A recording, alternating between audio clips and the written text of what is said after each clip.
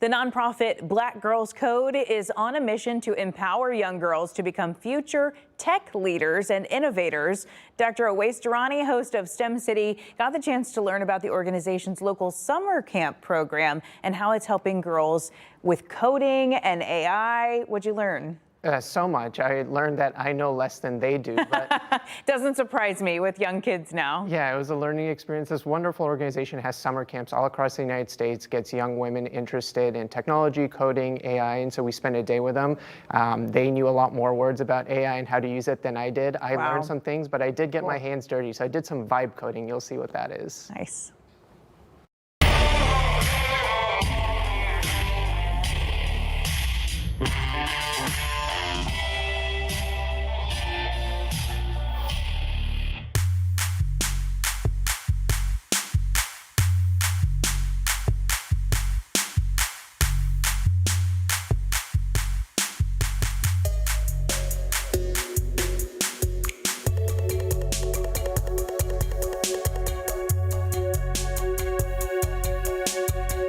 This month for STEM City, I head back to school with Black Girls Code.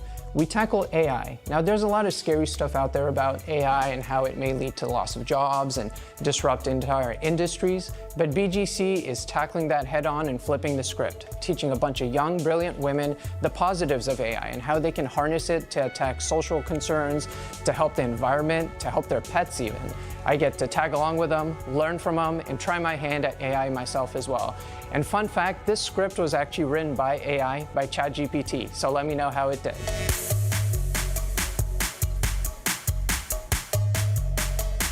Hey Kobe, I'm Owais. So nice to meet you. Yeah, I'm super excited to be here anytime there's young people in technology. So this is Black Girls Code Summer Camp in Houston. Tell me about what Black Girls Code is. We are a nonprofit that offers free coding workshops to girls ages 7 to 18.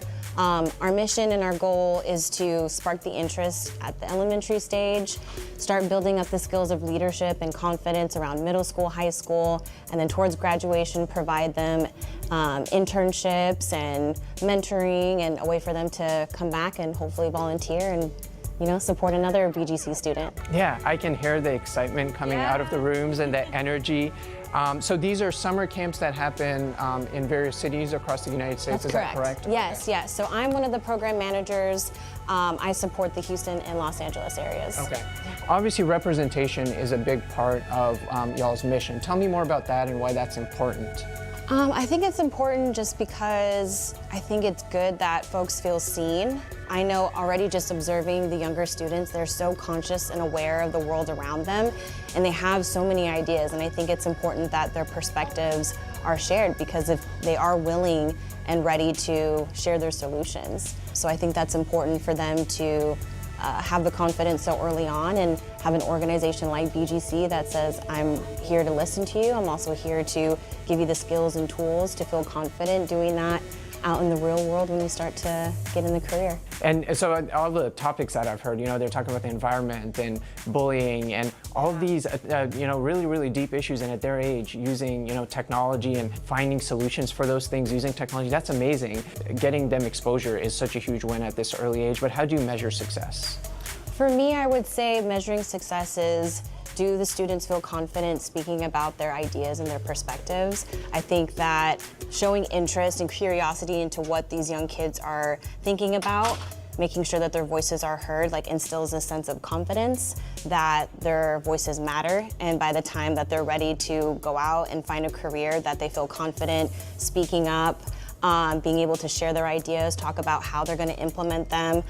So I think all of this is good practice for them, and I think that when I'm able to hear a student kind of walk through their thought process, share what their methods are, what they're excited about working on in terms of how their approach to using STEM to solve for their issue, I think instills that sense of confidence. Yeah, 100%. And you can see that they're passionate about the things that they're talking about. Yeah, they really are. In terms of logistics, so we're in Houston, they start on a Monday, and how far does it go, and what do their days look like? And Yeah, so they start on Monday. That's our kickoff day. Okay. That's introducing all of sort of the really heavy, lessons that they're going to be approaching for Monday, Wednesday, throughout the week. And then Friday they have their presentation day. So today is very crucial. They're going to be using this time to kind of practice in their groups and as an individual to talk about what they're going to be presenting. We're choosing to do a science fair style, so we're gonna have families going in and out of the classroom, visiting each of the stations, hearing about what students are working on. So we're trying to get them prepared for that, of giving them talking points and making sure that they're expressing what resonates with them. I think parents are going to want to hear, what was sort of the critical thinking skills behind why they chose their social problem, what their solution is, more importantly, like what did they enjoy about it. We've been seeing that around the ages of like 13 to 17, there's an extreme drop-off in interest with computer science, and so highlighting that question, what part of this experience was enjoyable for you? What part of coding, what part of the applications that you're using was really exciting to you? And did you find any, disparities in that process? Like just continually to get them to talk through the tools that they're using and sharing their perspectives on that. But you mentioned that some kids in your programs become mentors with the program, or they remain engaged. Have y'all noticed anything different about those students, or anything that y'all have noticed that keeps them engaged? I think it's the nature of being in a classroom with other students that look like them and that are still interested in STEM. I think that is really important for them to continue to feel that there's an investment in this and that it's still something that's cool and exciting and fun. A lot of the curriculum that we teach to students, it's stuff that they can continue to do at home. So once they finish their projects, we're like, okay, you got your project done, it's been graded, now how can you improve it? How can you enhance it a bit more? I know if I'm a parent watching this, or maybe if I'm a young person, I want to get involved. So tell me about how I get involved with BGC. Are there more Houston camps? Are there online virtual programs? Tell me about how we do that. Right, so I would just direct everyone to our website, which is wearebgc.org. And on there, if you want to sign up for any of our in-person programs that we do, again, we do the coding workshops, we do our summer camp, we also have a hackathon, there's internships, there's also our online classes. So, if you're not close to a city where there's programs happening, you can join us online virtually. We also have a YouTube channel that one of our students, Kaylani from LA, teaches our Code Along classes. There's so much more, but please visit our website, again, wearebgc.org. Awesome, well, thanks so much for having us. I'm looking forward to learning from these kids and then learning some of this stuff myself, so really excited. Thank you.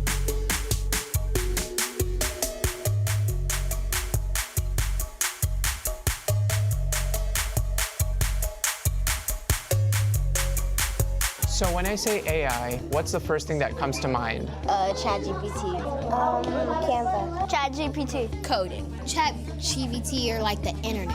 I use ChatGPT for ideas. When you search, it creates the image for you. What's your favorite thing about it? That it can generate images. Is there anything that you don't like about it, or that maybe scares you, or not really? That it makes mistakes. Do you use AI for coding? Yes. Yeah. You use a lot of coding so you can understand the AI. Yeah. And had you used that before this week, in school, or no, this is the first week This is the first week. Yeah. Would you say it's really difficult, medium difficult, kind of easy? It's not really difficult, you just have to listen. So on here on the computer, we typed up nature, and it gave us lots of trees and outside a forest and stuff. Yeah. And is that something you had done before this week, or not really? No. Okay. You think you'll use that in school projects moving forward, or just for fun? Yeah. Do you use AI in school at all? Have you used it before this camp, or not really? Yeah. What have you used it for? I use it to work on school projects and assignments. Okay. Do you use ChatGPT or something else? Yes, to get ideas for different topics for essays. Now, what kind of AI are y'all using here? Is it something publicly available, or no, it's something that's kind of they provided for you? Publicly available. It's called Owais. The reality of AI bias, and it looks like there's quite a bit of AI bias. Yes, there Yeah. is. I thought it was going to be more difficult to come up with the idea. Okay. I was surprised at what I could actually do if I, just thought about it. Yeah. So I shocked myself with what I could do. Yeah, so you want to be a software engineer? Yes, I do. Yeah. And is that something you've wanted to do for a while now? Yeah, it's been a while. I've been wanting to, like, that's kind of what I've been wanting to do for a while. Yeah. I just find it very interesting. Yeah. Yes. We've created like a website to like have resources for the people that have been like bullied or cyberbullied, for them to like get help or like connect with people that have been bullied, so they can like, you know, find resources. Wow, I mean, it looks like a very professional website that you would find like a big company would have made or a nonprofit. I wasn't expecting to like learn so much and like take a lot from this experience. Yeah. Did you know anyone here before you started this game? No. Okay. I imagine y'all have made like friends and... Yeah, I've made a few friends. People here are cool. So I wanted to like get out my comfort zone and come here and meet people that are interested as well. Yeah. It's been really nice. Do you think after this experience, you think AI is like helpful? 100%. Yeah. What are you looking forward to? Looking forward to like growing, learning more about AI and tech and like trying to get into that field for like college and stuff like that. Yeah. So I thought this was like a good experience to, you know, use down the road. We looked around and we were like, you know, depression isn't really talked about in like modern day teenagers and stuff. And we decided that, you know, through anime we could help people talk about it. Through anime? Yeah. Yeah.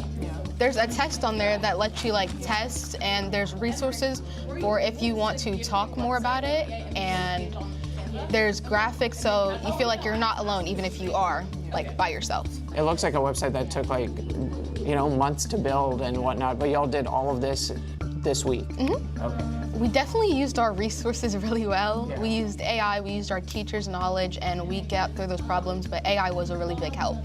Do y'all ever go in there and like change the code around like manually or not really? Yeah, that's how we got the crown and stuff. Okay. See through here? Yeah. You add the images and you say like a color, like Purple. Yeah. There, and it changes the color. Oh wow, yeah. It's been good. I've been learning a lot of new stuff about AI and technology and how to code in JavaScript. I was a little bored at home, and this camp was here, and I wanted to learn more about coding, and I want to be an engineer, so coding is right up that alley. So our project is trying to make learning fun for kids. Okay. So it's gonna show a filter, like an Instagram filter, and it'll show a crown above your head. Okay. And it'll show the definition of a crown down here. And you can also change the color of the crown. Red crown.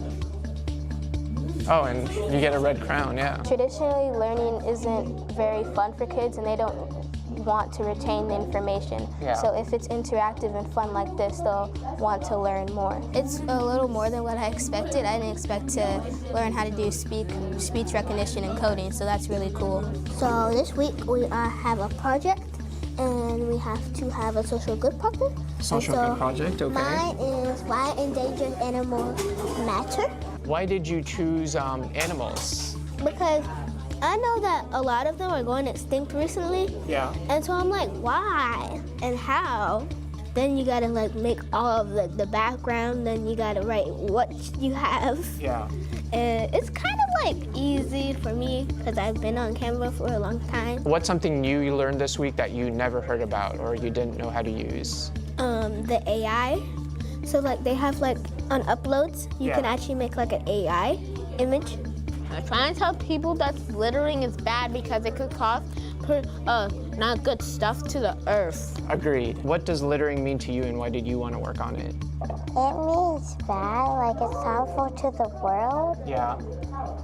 And it means like it's harmful to other animals. Yeah, it's not good for any one of us. Locations with the largest litter is North America, Mexico City, Southeast America, and India.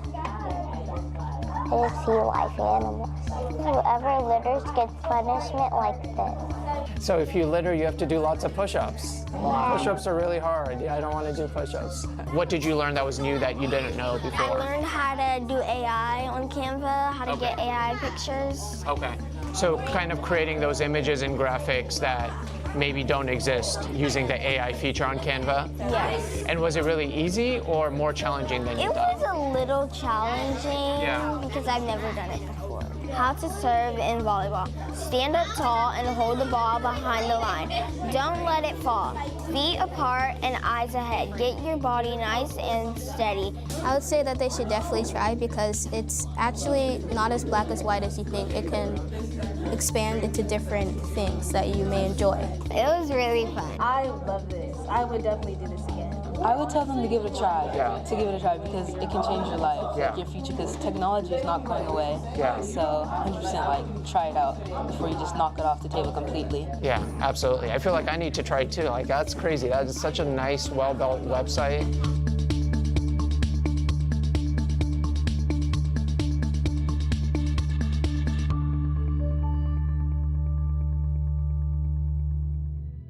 Okay, so you saw some of their code with the video and some of it where they're talking to it.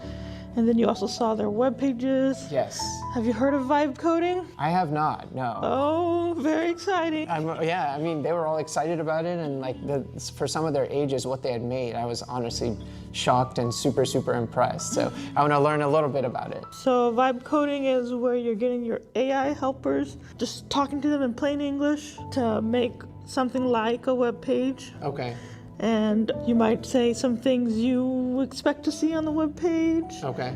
And it'll try to add it, or you can just let it go nuts and just figure out whatever it wants to put on the web page. And it's VIBE, vibe coding, so like vibes. Yes. Yeah. Awesome. So how do we vibe code? Okay, you just talk to it. Let's go to uware.com. Okay. Would you like to drive? Yes, let's do Okay. it. So can I make a website and tell it to like make me a certain website? Yes, create a website about... Create a website about STEM careers and how young people, and then I'm going to say include resources on. So you think that's enough to get it started? That's nice. You might add what colors you want it to use. Color, okay. Let's make it burnt orange for my university, University of Texas. And then I just press here? Yes. Okay. Now this actually does take a while. It takes a couple minutes. Okay. Well, I'm excited. My website just popped up and it actually looks better than I expected. STEM careers, discover amazing career paths in science, technology, engineering, and math. It's got a few tabs with career paths, youth programs, why STEM, resources. I said add in some pictures of young kids coding and having fun. It did exactly that. Popular careers. Oh wow, and it's even got salaries. So I didn't even ask it to add in salaries, but it's giving you the average salaries for like a cybersecurity specialist, an environmental specialist. Why choose STEM? It's got some stats. Wow. That is mind-blowing, and I took, 30 seconds to write that prompt? Mm-hmm. And the fact that I got that with this, Girls Who Code on theme today. So there were some stats on there. You might want to double check those stats. Yeah, and I think that's an important point, right? Kind of like we were saying, because now all of this looks amazing, but it might not all be 100% accurate, and there's something called hallucinations, right? Where it can kind of make up stuff. So you want it to ensure that what you're putting out there is right information and good information. So we tell them about it and encourage them to do it, but we're not pushing. This is like, a demo. Yeah, getting exposed to the most basic parts of it. Yeah. Mm-hmm. Yeah. So I would actually use another AI like Perplexity to check those stats. Have you ever heard of Teachable Machine? No. That's one thing that we get them to just experience right away to get just a sense of AI is built from data. So let's give an AI data and see how it does. Would you like to try it? Yes, I would love to. And we're doing an image project. Okay. A standard image model. Okay, so you may have noticed them doing hand signs. Yeah. Trying to get to trigger their AI, happy signs, heart signs. So let's do some peace signs, give it some data. And so click that pencil and type peace. We're gonna do peace sign for this one. Okay. And you give the screen the peace sign and move it around a little bit. Okay. Move it around a bit so that it can see different angles. Up, down, there you go. Okay, captured it. Okay. So we're giving it data Yeah. versus if you're classifying cats versus dogs, you give it a bunch of pictures of cats, Yeah. bunch of pictures of dogs. So here we're giving it the data. Yeah. And right here for the second one, you can do a power fist or a heart hands. What do you want to do? We could do a fist. Okay. All around, up, down, all around. So this is basically, we gave it 2 different signs, and so it's going to learn fist as this and then peace as that. And so then the next time, I imagine when I show it, it should predict that. Yeah, very cool. Go ahead and give your signs. Okay. All Yep. right, pretty solid. Yeah, that's pretty good. Oh, wow. Yeah, it's Yeah.